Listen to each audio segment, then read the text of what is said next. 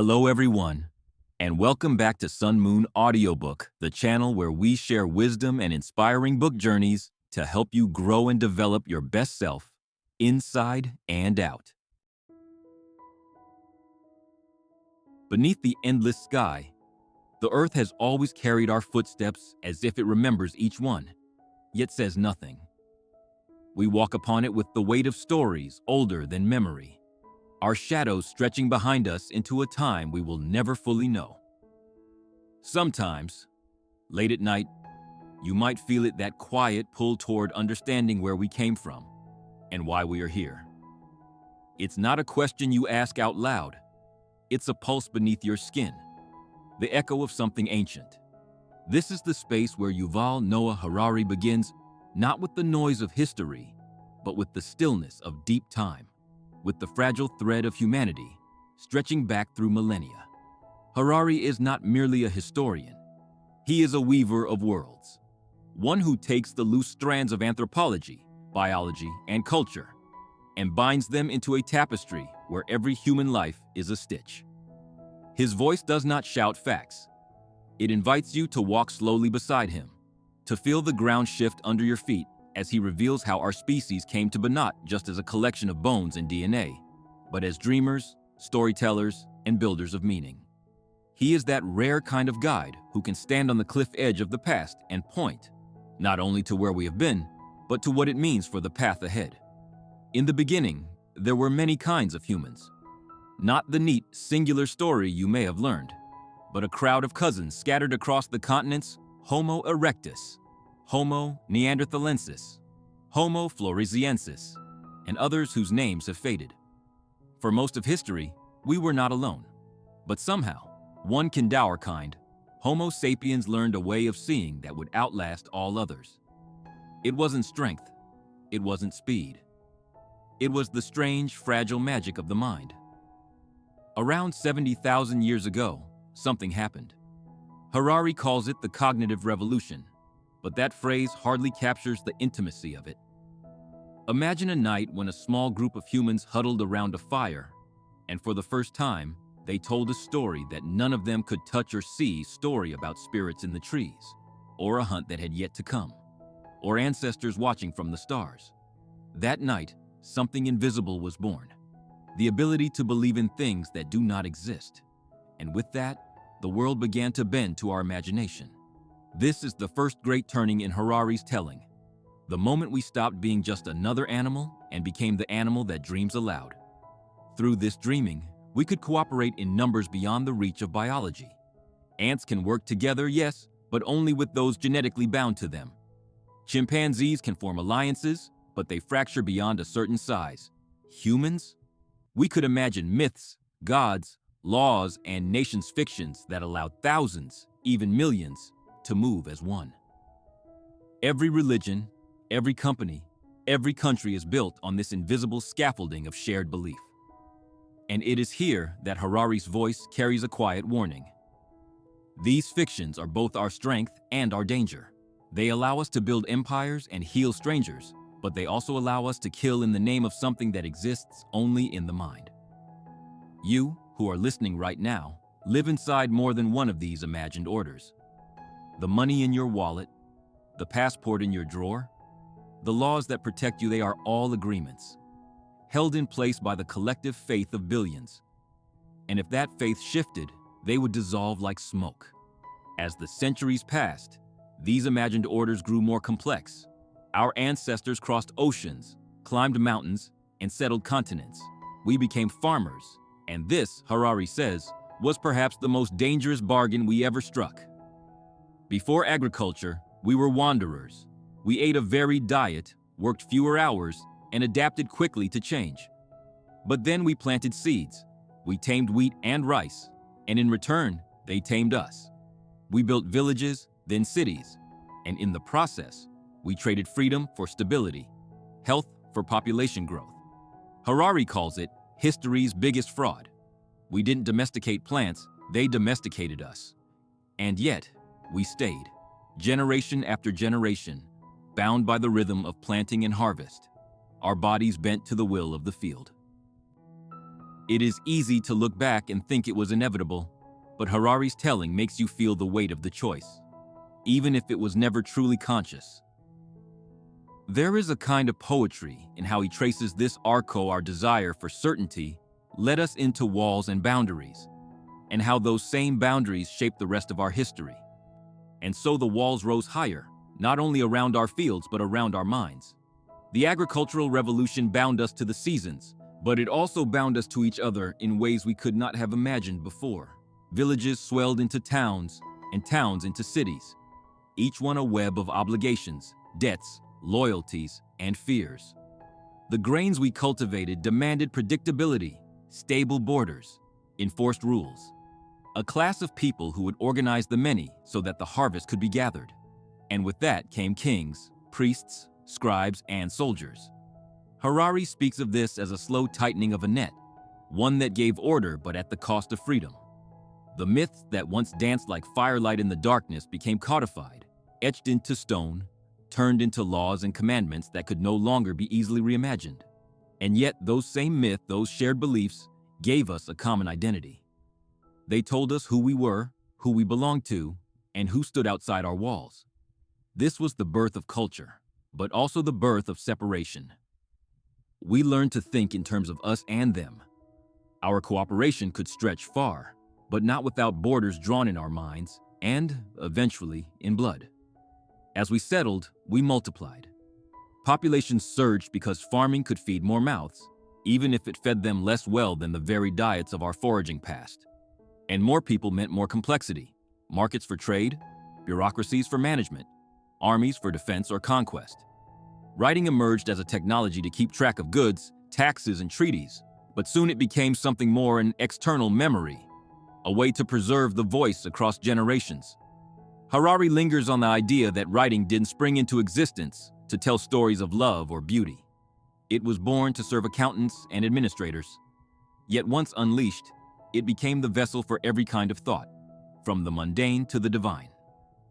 It made empires possible, but also made rebellion possible, for now ideas could spread beyond the spoken word. And then came money, the purest of all shared fictions. A shell, a coin, a piece of paper, a line of code in a bank server, none of it has intrinsic value, yet nearly every human on earth agrees to treat it as though it does. Harari paints it as the ultimate unifier, a universal language spoken across cultures, one that allows strangers to cooperate without trust, because the trust is placed in the fiction itself. Money has no scent, no accent, no religion. It can bridge the gap between tribes who otherwise would have nothing to say to each other. But money also amplifies our desires, binding us even more tightly to the systems we have built. These systems grew, collided, and evolved, and with each collision came a new kind of order. Empires rose, spreading their languages, religions, and ways of life, often at a terrible cost to those who stood in their path. Harari does not romanticize this. He tells us plainly, history's arc is not one of pure progress, but of constant trade-offs. Peace in one region often came at the price of war in another. The stability of one culture often rested on the subjugation of another. But within this messy, often brutal process, humanity wove itself into a single, interdependent network. One of Harari's most piercing insights is how imagined orders adapt. The gods of one era become the market forces of another. The divine right of kings becomes the will of the people. The shape of the belief changes, but the underlying mechanism or shared trust in a story remains. This is why revolutions can change governments overnight, but rarely change the deeper structures of society as quickly as we think. It is also why the ideas you believe today are not necessarily more true than those your ancestors believed. They are simply the ones that hold power now. You, listening here, live in the long shadow of these ancient shifts. When you go to work, when you buy food, when you pay taxes or follow laws, you are participating in rituals as old as civilization itself. They may look different now. Your tools may glow with screens instead of flicker with fire, but the underlying patterns are the same. And perhaps the most sobering thought Harari offers is that the very systems that lifted us up are the ones that may one day undo us. And so the walls rose higher. not only around our fields but around our minds. The agricultural revolution bound us to the seasons, but it also bound us to each other in ways we could not have imagined before. Villages swelled into towns, and towns into cities, each one a web of obligations, debts, loyalties, and fears. The grains we cultivated demanded predictability, stable borders, enforced rules, a class of people who would organize the many so that the harvest could be gathered. And with that came kings, priests, scribes, and soldiers. Harari speaks of this as a slow tightening of a net, one that gave order but at the cost of freedom. The myths that once danced like firelight in the darkness became codified, etched into stone, turned into laws and commandments that could no longer be easily reimagined. And yet, those same myths, those shared beliefs gave us a common identity. They told us who we were, who we belonged to, and who stood outside our walls. This was the birth of culture, but also the birth of separation. We learned to think in terms of us and them. Our cooperation could stretch far, but not without borders drawn in our minds, and, eventually, in blood. As we settled, we multiplied. Populations surged because farming could feed more mouths, even if it fed them less well than the very diets of our foraging past. And more people meant more complexity. Markets for trade, bureaucracies for management, armies for defense or conquest. Writing emerged as a technology to keep track of goods, taxes, and treaties, but soon it became something more, an external memory, a way to preserve the voice across generations. Harari lingers on the idea that writing didn't spring into existence to tell stories of love or beauty. It was born to serve accountants and administrators. Yet once unleashed, it became the vessel for every kind of thought, from the mundane to the divine. It made empires possible, but also made rebellion possible, for now ideas could spread beyond the spoken word. And then came money, the purest of all shared fictions. A shell, a coin, a piece of paper, a line of code in a bank server, none of it has intrinsic value. Yet nearly every human on Earth agrees to treat it as though it does. Harari paints it as the ultimate unifier, a universal language spoken across cultures, one that allows strangers to cooperate without trust, because the trust is placed in the fiction itself. Money has no scent, no accent, no religion. It can bridge the gap between tribes who otherwise would have nothing to say to each other. But money also amplifies our desires, binding us even more tightly to the systems we have built. These systems grew, collided, and evolved, and with each collision came a new kind of order. Empires rose, spreading their languages, religions, and ways of life, often at a terrible cost to those who stood in their path. Harari does not romanticize this. He tells us plainly, history's arc is not one of pure progress, but of constant trade-offs. Peace in one region often came at the price of war in another. The stability of one culture often rested on the subjugation of another. But within this messy, often brutal process, humanity wove itself into a single, interdependent network. One of Harari's most piercing insights is how imagined orders adapt. The gods of one era become the market forces of another. The divine right of kings becomes the will of the people.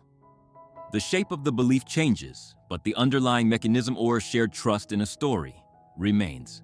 This is why revolutions can change governments overnight, but rarely change the deeper structures of society as quickly as we think.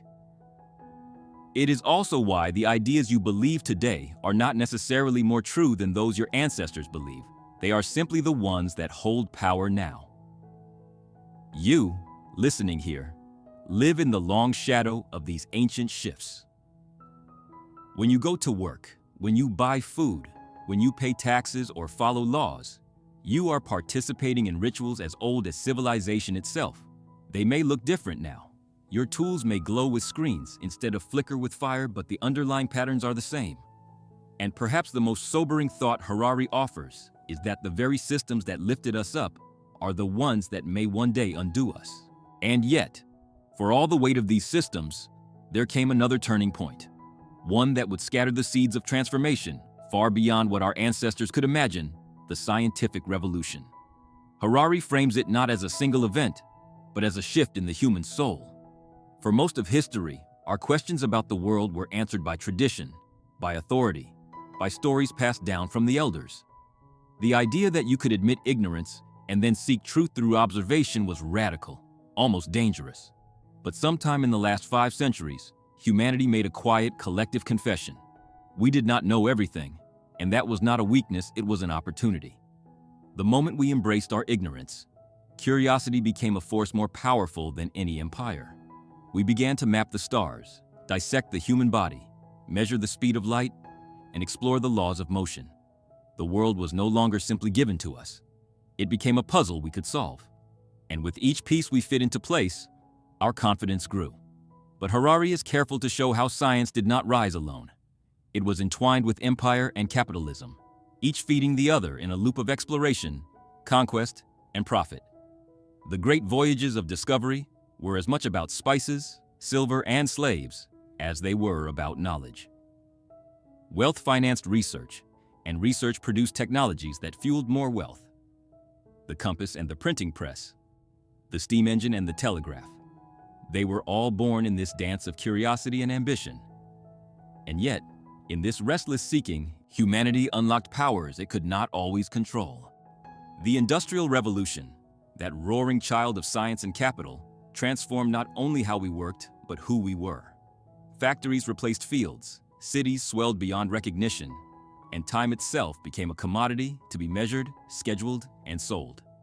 This is where Harari's voice takes on a kind of gentle urgency.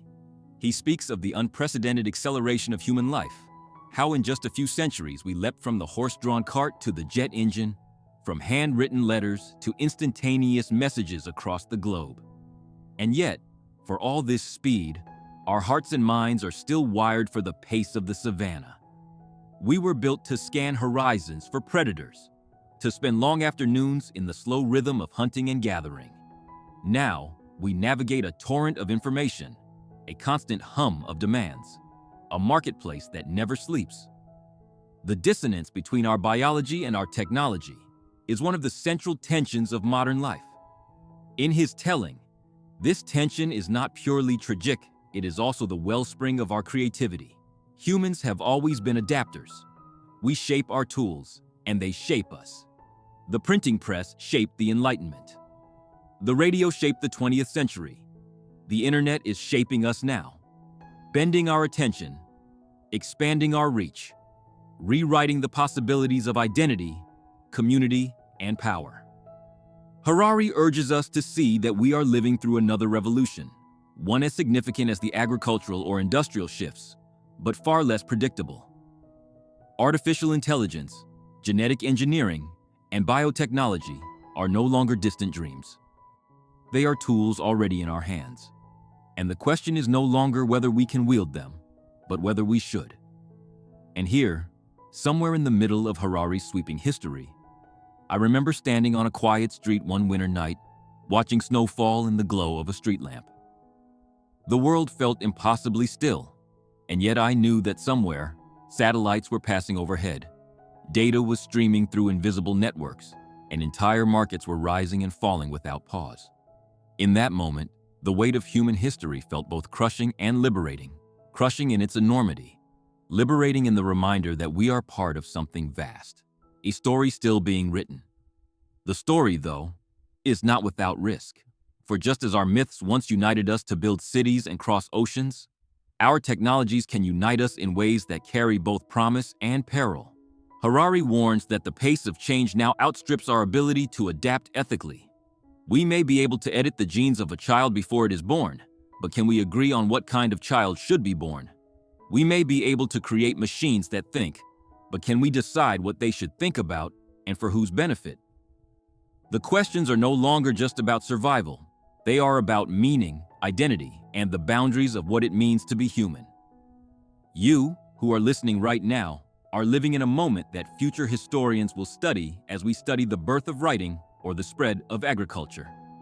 Every choice you make, what you believe, what you support, what you resist is a thread in the fabric of the future. And as Harari reminds us, the future is not something that happens to us. It is something we co-create, whether we are conscious of it or not. And so we arrive at perhaps the most unsettling and yet liberating truth in Harari's telling. The story of humanity is not fixed. It has never been fixed. It is not a straight line drawn from the caves to the stars, but a tapestry constantly rewoven, threads added and removed, patterns shifting with each generation's dreams and fears.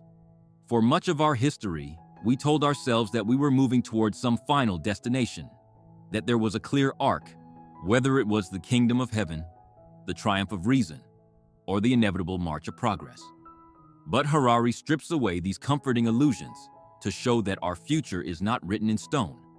It is written in our choices, and our choices are written in our beliefs. The imagined orders we live inside nations, religions, economies are as fragile as the human mind's willingness to believe in them. Change the belief, and the world changes. But this fragility is also our strength. Unlike the laws of physics, our social orders can be remade. Slavery, once considered a natural fact of life, became unthinkable to much of the world in just a few centuries.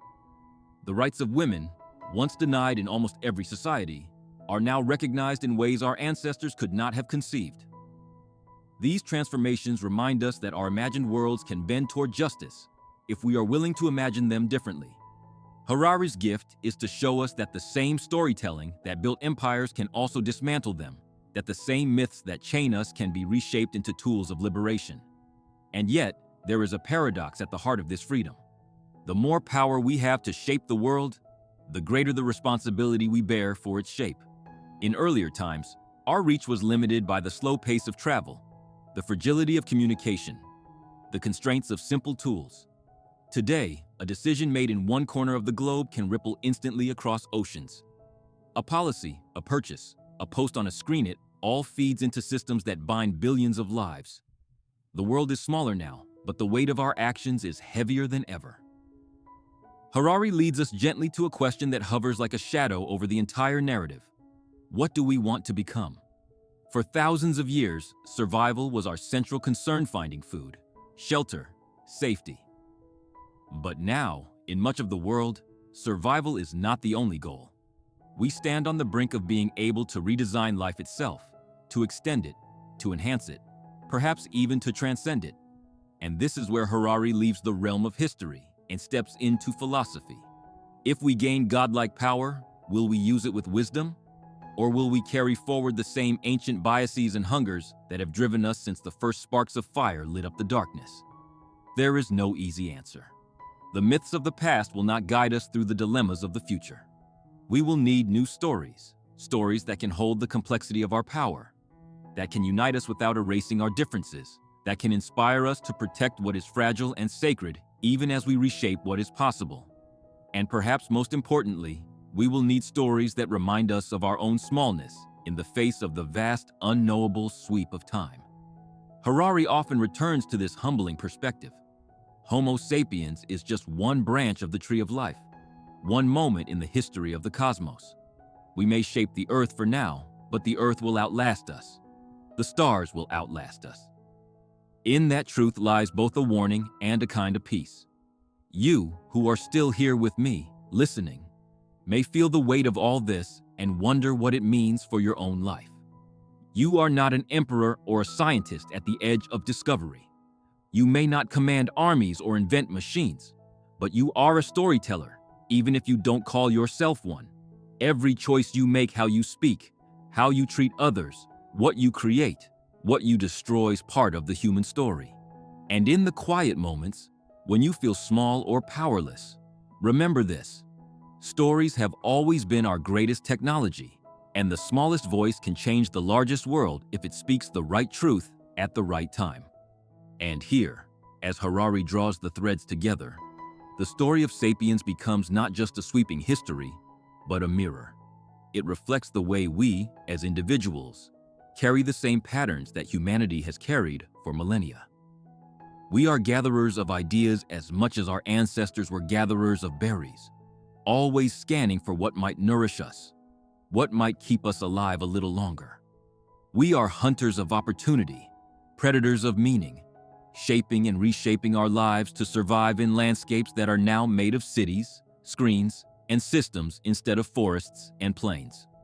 Harari's voice, even when it is charting wars and empires, has a way of circling back to this intimate truth that the grand scale of history is built from the quiet scale of everyday human life.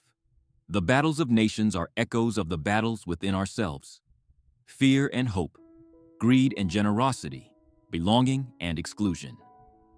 In the final chapters, he speaks of the rise of humanism's shift in which we began to place our trust not in gods or kings, but in humanity itself. The idea that the measure of all things could be human happiness, human freedom, human fulfillment was revolutionary. It shaped revolutions, democracies, and rights movements. It underpins much of how the modern world thinks about morality. And yet, Harari does not let us rest easy in this human-centered vision. For if we now hold ourselves as the highest authority, what happens when we change the very nature of what it means to be human? In the age of artificial intelligence, genetic engineering, and neural interfaces, the boundaries of human are already blurring. The central question of the coming era, he suggests, is not simply what do we want, but what do we want to want? There is a quiet, unsettling beauty in this question. It asks us to step back from our immediate desires and see the larger arc of where they lead. Technology, like the imagined orders before it, will shape not only our world, but our minds, our emotions, our very capacity to imagine. The same tools that can heal a child's disease can also be used to design children to fit a certain mold.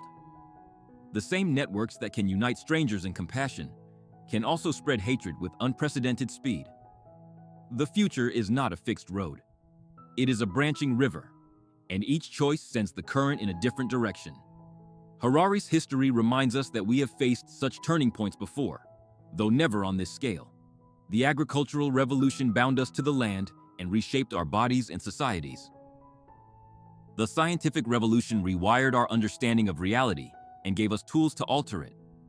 Now, the data revolution, the merging of biology and technology, may reshape the core of who we are. And unlike the slow drift of prehistory, these changes move at a pace that can outstrip our moral reflection. The time between invention and impact has collapsed. Here, there is a pause, an almost imperceptible breath in Harari's voice, where the sweep of history meets the hush of the present moment. It is as if he is asking each listener to feel, really feel, the truth that all of human history has been leading here, not to this specific day or year, but to this threshold, where we hold in our hands the power to create the next chapter. And maybe, just maybe, the lesson of the last 70,000 years is that power without wisdom is a dangerous story to tell. You, who are listening right now, are not separate from this threshold. The choices you make about what to believe, what to question, what to share, and what to resist, they ripple outward, just as the choices of long-forgotten ancestors ripple into your life now. The myths you pass on, the truths you defend, the kindness you offer in the smallest exchanges, these are the seeds of the future. Harari leaves us with no easy answers, but perhaps that is the point. The story of Sapiens is not meant to close neatly. It is meant to open in your own hands, to be carried forward in the way you live. So the book's voice softens, as if history itself has pulled up a chair beside you. No longer a distant lecture, but a quiet presence speaking into the dim light. Harari does not end Sapiens with a grand victory march or a final, triumphant declaration. Instead, he leaves us in that strange space between awe and unease, looking back at how far we've come and forward, at how unknown the next steps truly are. He reminds us that our species' greatest gift, the ability to imagine and believe in shared fictions, is also our greatest vulnerability. It means we can create meaning, but we can just as easily destroy it. It means we can unite in compassion or in cruelty. And perhaps the most sobering part is that history has shown we are capable of both, often at the same time. He circles back in a way to the beginning, to the small bands of foragers huddled around fires, sharing stories in the flicker of flames. Those stories held their communities together, helped them face the darkness beyond the circle of light. We are still telling stories in our circles, only now the firelight is the glow of a screen, and the circle can stretch across the globe in an instant. But the same questions remain. What do we value? What do we protect? Who do we care for? Who do we exclude? These are not just political questions. They are deeply personal ones. Harari asks us to see that in the long arc of time, we are not merely inheritors of history. We are its co-authors. We inherited tools, languages, beliefs, and systems from those who came before, and we will pass on something to those who come after. What that something is where our responsibility lies. And it is here, in this closing space, that his words feel less like history and more like a gentle hand on the shoulder, urging us not to turn away from the weight we carry, but to carry it with intention. Because if history teaches anything, it is that change is inevitable. Civilizations rise and fall. Myths are born and fade. Technologies emerge, transform the world, and become as invisible as the air we breathe. But within that inevitability is the freedom to shape the direction of change. Harari leaves us with an image. The human story is like a river, winding, branching, carrying with it all the silt and debris of the past. You cannot stop its flow, but you can step into it, place your hands in the current, and influence the way it bends. And maybe this is what matters most, not knowing exactly where the river will end, but knowing that your presence in it changes something, however small. That you are part of the flow, connected to every life before and after yours. That even in a story as vast as the history of humankind, there is room for your thread in the weave. So as you walk away from this telling, carry that truth gently. You are both the storyteller and the story. The world is shaped by the words you speak, the choices you make, and the hope you dare to imagine. So if this voice has reached you tonight, let it be a spark. Like, share, comment, and subscribe, not for numbers, not for noise, but because your voice matters here. Share your reflections, your questions, your hopes. Tell the story you wish to live, and listen for the ones that could change you. Because in the end, we are all just travelers in the same great tale, passing the firelight from one to another, keeping it alive in the dark.